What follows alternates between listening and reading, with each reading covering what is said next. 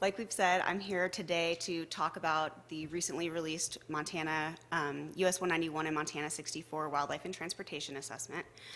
This has been a multi-year project. It has taken us quite a long time to pull together all of this information. And so thanks to those of you who have been tracking this over the last few years and being patient with us while we do our best to put all of this information together for you. So why did we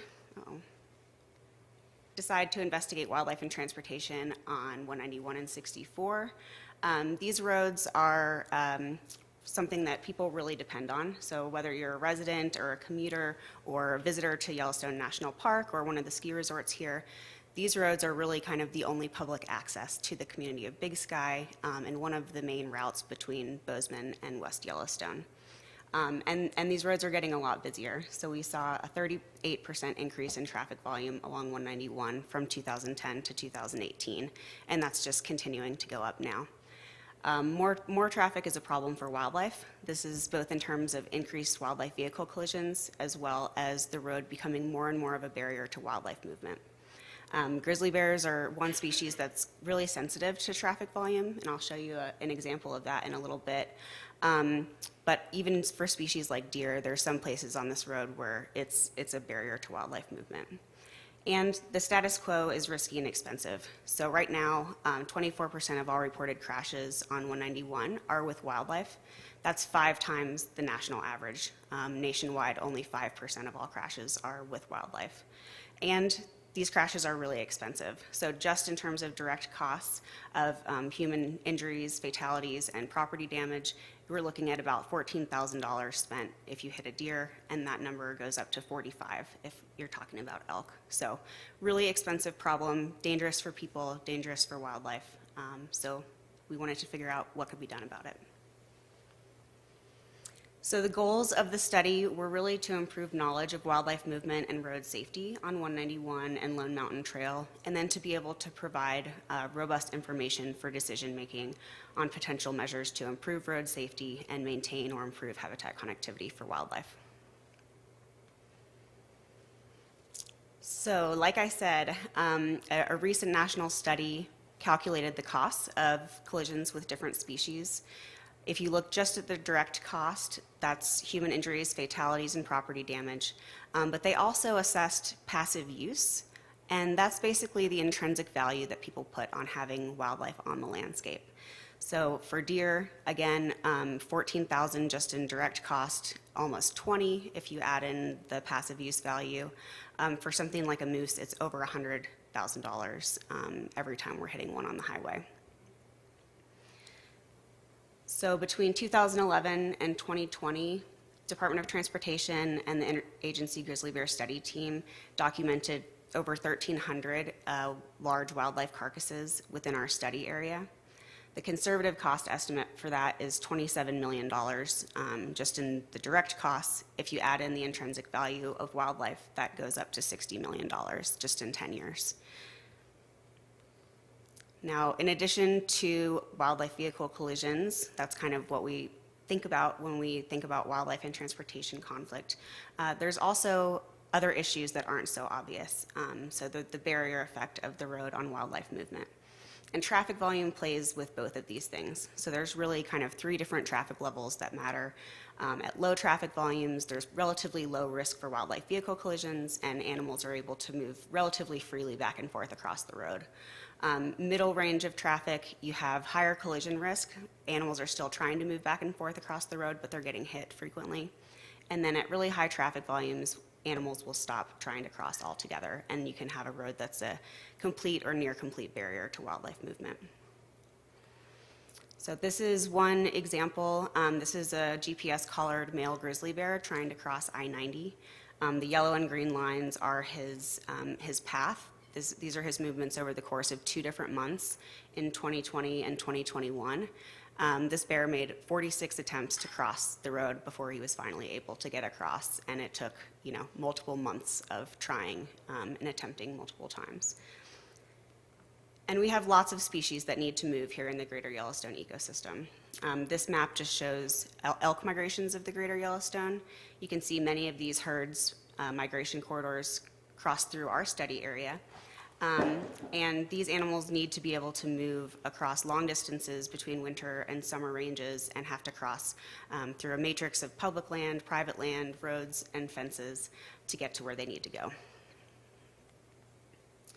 So thankfully, there are a variety of different measures aimed at reducing wildlife vehicle collisions and/or maintaining or improving habitat connectivity. Some measures are aimed at influencing driver behavior, so things like wildlife warning signs, animal detection systems, or traffic calming measures with reduced speed limits. Those can be effective, though they're mostly highly variable in terms of their effectiveness in reducing wildlife vehicle collisions, but those measures don't get at the barrier effect of the highway, the habitat connectivity concerns. The other type of measures try and separate wildlife from the road. So these include wildlife crossing structures like overpasses, underpasses, culverts, in combination with fencing to keep wildlife off the road and funnel them towards those safe crossing locations. These types of measures can be 80 to 100% effective, and they also maintain or improve habitat connectivity for wildlife. So I'll just go through kind of our general methods for the assessment.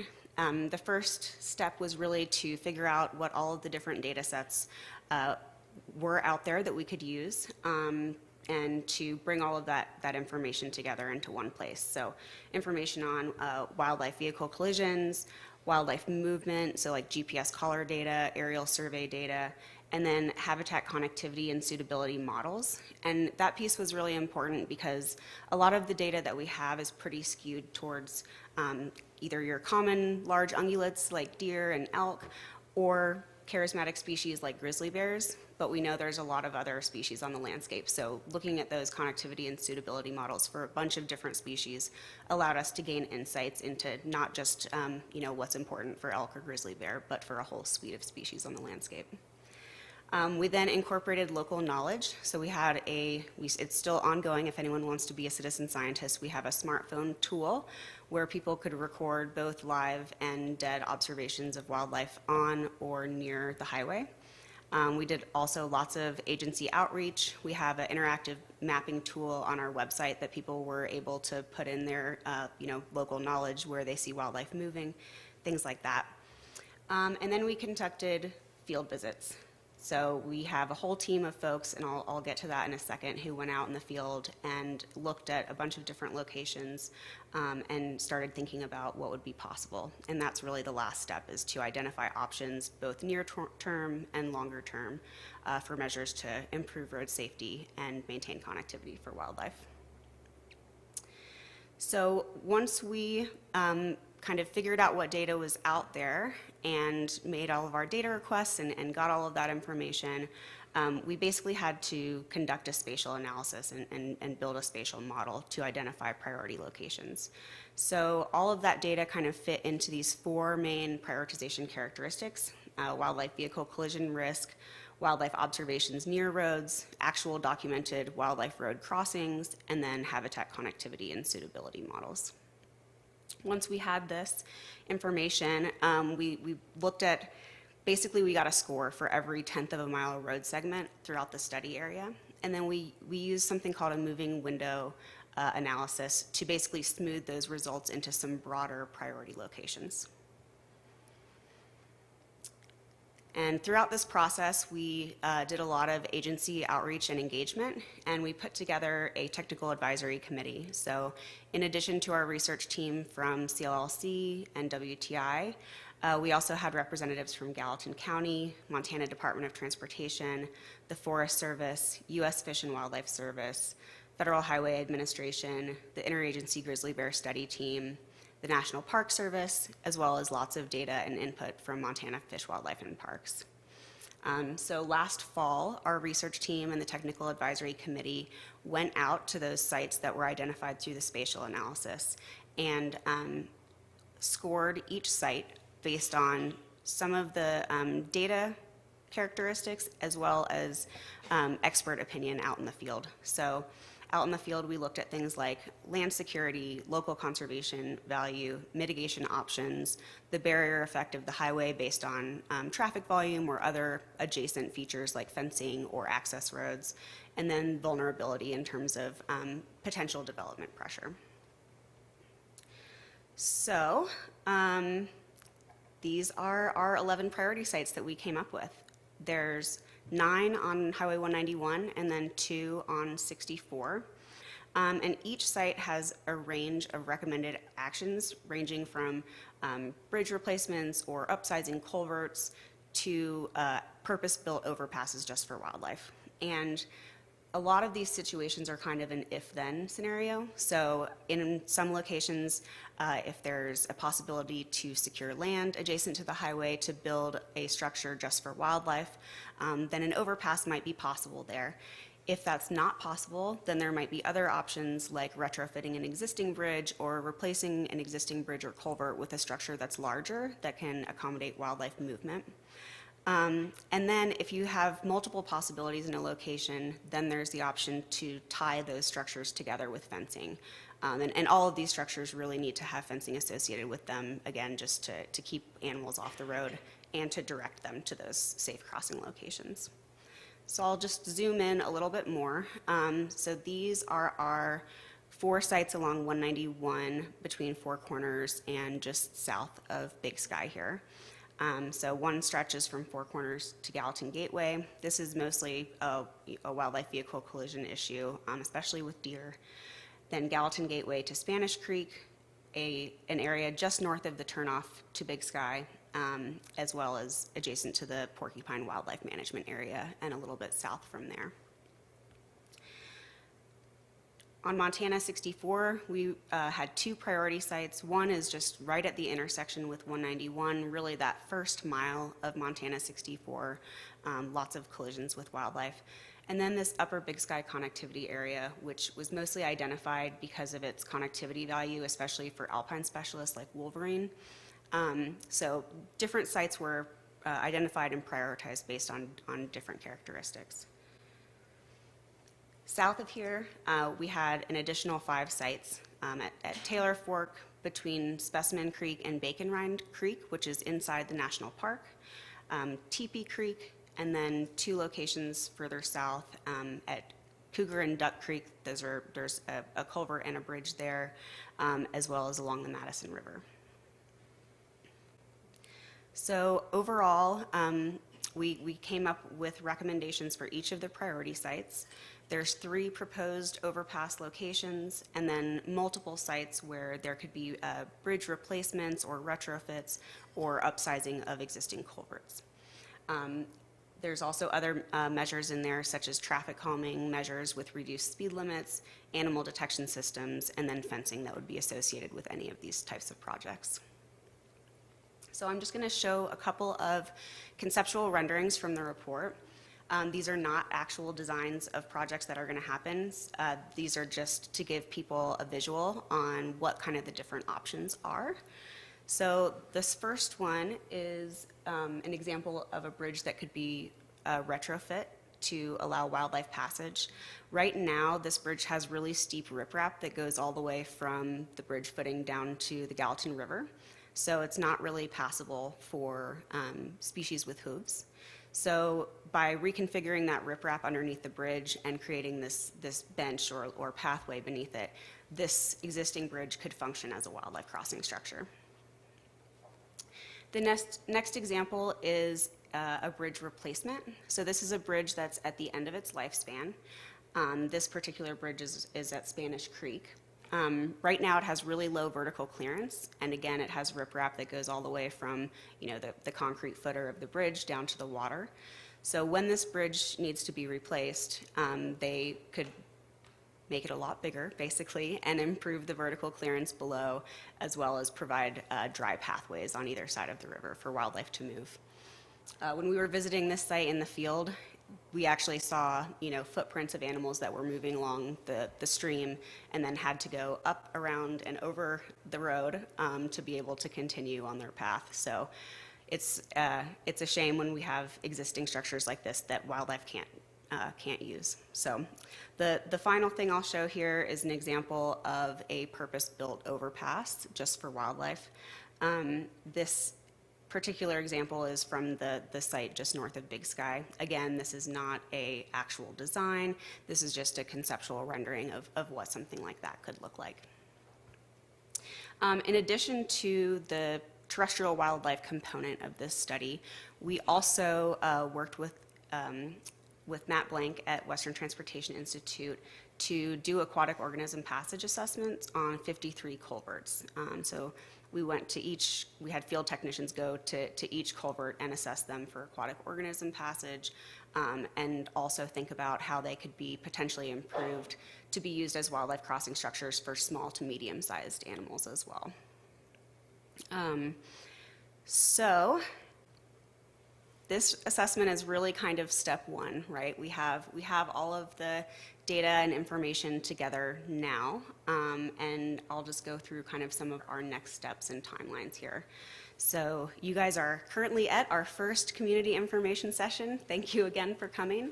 We'll also be having these sessions in Gallatin Gateway and West Yellowstone.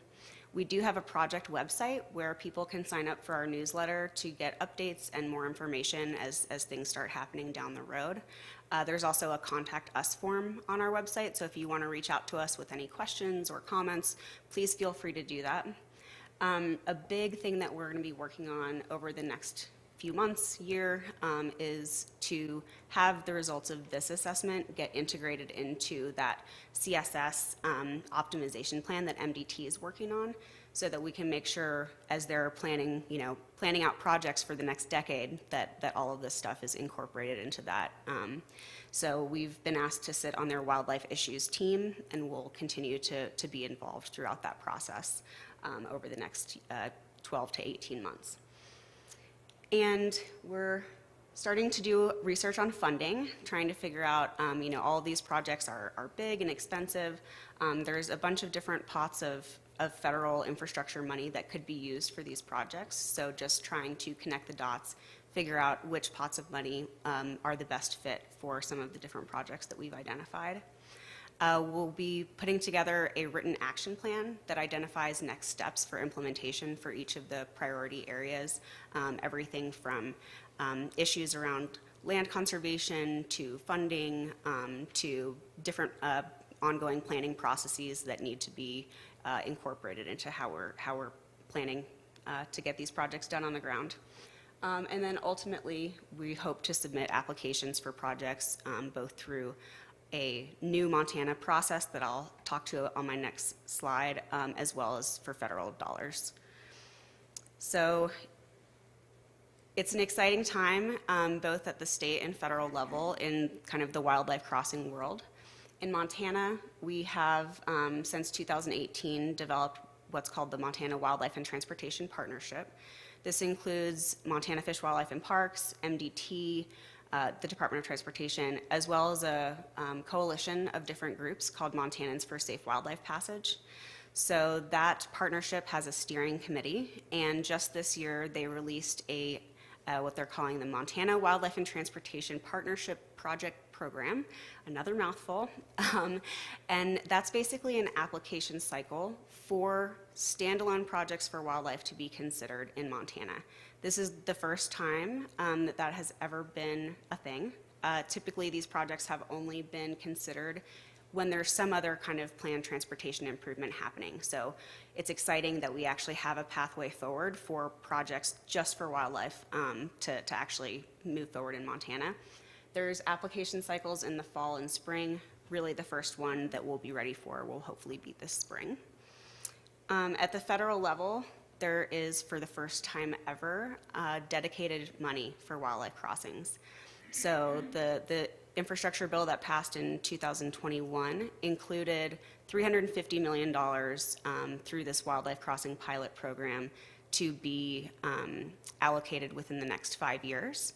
So the first two cycles were combined, but $112 million of that has been allocated at this point. We have 3 more funding cycles to hopefully get some projects here in Montana through this program. And then last, just in terms of some of the moving pieces and what we have going on over the next year to couple of years, again, MDT is doing their optimization plan for 191 and 64. That just goes between West Yellowstone and Beaver Creek, so it's not the whole study area. But we'll be working with them through this process to integrate our results into their optimization plan. We'll also be working on our own action plan that we will have done this coming summer. Again, that outlines kind of the next steps to get to implementation for a lot of these sites. And then we are hoping to submit to the Montana application cycle this May at the earliest. If a project is selected through that process, it basically initiates an engineering feasibility study for the project. So MDT has set aside $500,000 a year that can go towards engineering feasibility studies for wildlife crossing projects. If that happens, the engineering feasibility study process is about a year to 18 months. And so if all went well with that, we could potentially be submitting an application to the Federal Wildlife Crossing Pilot Program. They've been doing their having the applications go in August. So August of 2025 would really be kind of the earliest that we would be able to apply for federal funding for these projects. So the world of infrastructure moves really slow, unfortunately, and we're really kind of at stage one with this assessment right now. So now's the time to kind of hear from you, hear from all of our decision makers. What do we want to preserve for future generations? All of this kind of work is really legacy work. So it might take us a long time to get to the point where we have projects on the ground, but the structures last for 75 years. So the benefits to wildlife and to people will be active on the ground long past my lifetime. So it's really thinking about this as legacy work and what do we want to leave behind and preserve here. So again, I will just say making 191 and Montana 64 safer for travelers and wildlife is going to be a multi-year, multi-site proposition that's going to take collective action to bring about, and that includes you guys, includes community members. None of these projects are going to move forward without community support. So definitely encourage you comment on MDT's process. They'll have a formal comment period going on throughout this optimization plan.